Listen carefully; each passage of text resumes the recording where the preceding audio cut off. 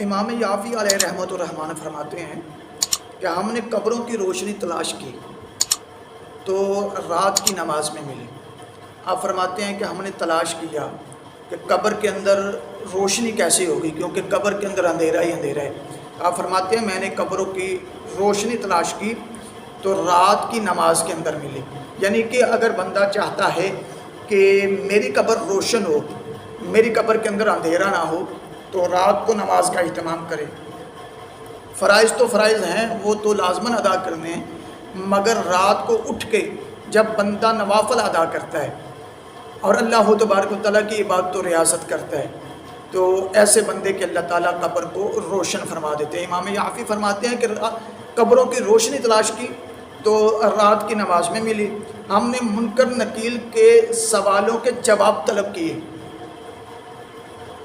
تو قرآن کی تلاوت میں ملے۔ فرمایا جو بندہ یہ چاہتا ہے نا کہ منکر نکیر کے سوال و جواب کے اندر آسانی پیدا ہو، جب قبر کے اندر بندہ جائے تو منکر نکیر سوال کرے تو آسانی پیدا ہو جائے، جواب چاہیے ان کے، جو وہ سوال کرے بندہ آسانی سے جواب دے سکے، تو پھر بندے کو چاہیے کثرت کے ساتھ قرآن کی تلاوت کرے۔ ویسے بھی قرآن کے اندر ہر طرح کے مسئلے کا حل ہے، ہر مشکل کا حل ہے، ہر بیماری کے لیے شفا قرآن کے اندر موجود ہے۔ بندہ کسی بھی پریشانی کے اندر مبتلا ہو جائے، قرآن کھول کے بیٹھ جائے، اپنی پریشانی کا حل بندہ قرآن سے تلاش کرے تو بندے کی پریشانی کا حل قرآن سے مل جائے گا۔ قرآن سے رہنمائی لینا بندہ شروع کر دے تو دنیا کے اندر بندہ کسی بھی موقع پہ، کسی بھی موڑ پہ بندہ خطا نہیں کھائے گا۔ تو قرآن، حضرت امام یافی فرماتے ہیں کہ منکر نکیر کے سوالوں کے جواب جو ہے نا وہ قرآن سے ملے۔ آپ فرماتے ہیں کہ پھر ہم نے پل صراط سے گزرنا تلاش کیا تو روزے اور صدقے میں ملا، اور ہم نے عرش کا سایہ تلاش کیا تو ہمیں تنہائی میں ملا۔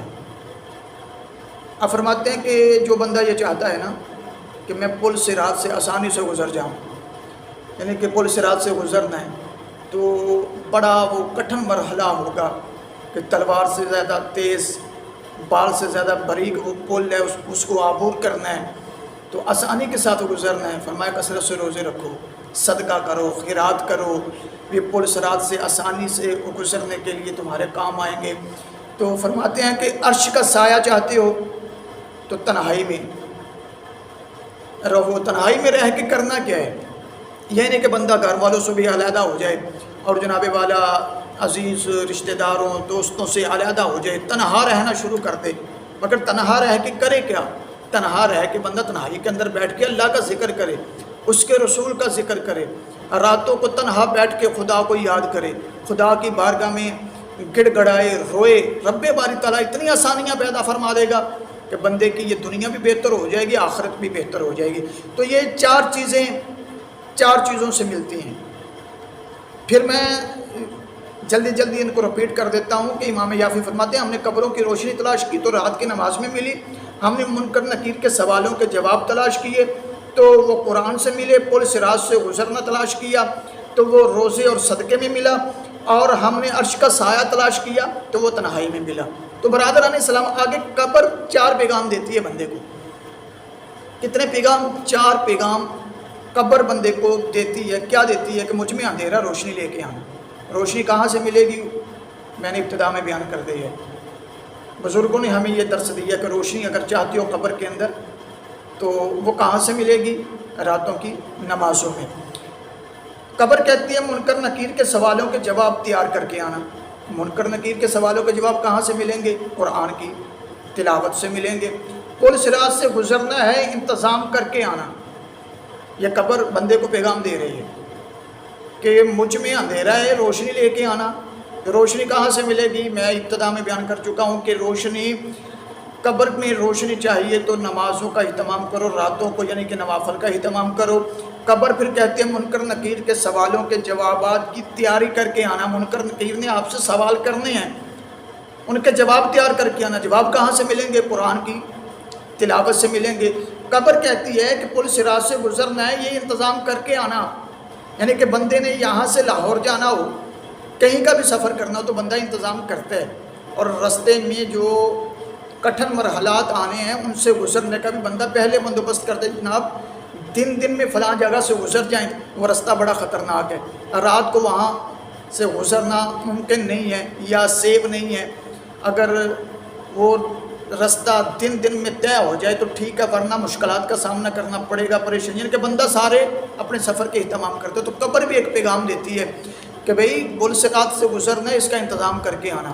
تو پل صراط سے آسانی سے گزرنا ہے، تو امام یافی فرماتے ہیں روزہ اور صدقہ میں آسانی رکھی ہے، اللہ تعالیٰ نے پل صراط سے آسانی سے گزرنا ہے تو روزے رکھو کثرت کے ساتھ، فرائض کے علاوہ کوشش کرو، اگر اللہ نے ہمت توفیق عطا فرمائی تو نفلی روزے بھی رکھو اور صدقہ و خیرات کرو۔ پھر قبر آگے کہتے ہیں سورج سوا نیزے پہ ہوگا، اس سے بچاؤ کا سامان کر کے آنا۔ سورج سوا نیزے پہ ہوگا، دھوپ کڑک رہی ہو نا تو بندہ کیا ڈھونڈتا ہے کہ مجھے کوئی سایہ مل جائے، تو میدان محشر کے اندر رب باری تعالیٰ کے عرش کا سایہ ہوگا، سورج سوا نیزے پہ ہوگا۔ جو بندہ چاہتا ہے مجھے اللہ تبارک و تعالیٰ کے عرش کا سایہ مل جائے، وہ تنہائی میں بیٹھے پھر اپنے رب سے لو لگا لے، اپنے رب سے لگن لگا لے، اپنے رب سے اپنا رشتہ مضبوط کر لے۔ عرش کا سایہ اگر چاہتے ہو تو پھر جناب والا راتوں کو اٹھ کے اللہ کی عبادت و ریاضت کرو، اپنے خدا کے ساتھ اپنا رشتہ مضبوط کرو۔ جب خدا کے وفادار ہو جاؤ گے، ایک کتا ہے نا، کتا اگر اپنے مالک کا وفادار ہو جائے تو مالک اس کو فری ہینڈ دے دیتے ہیں۔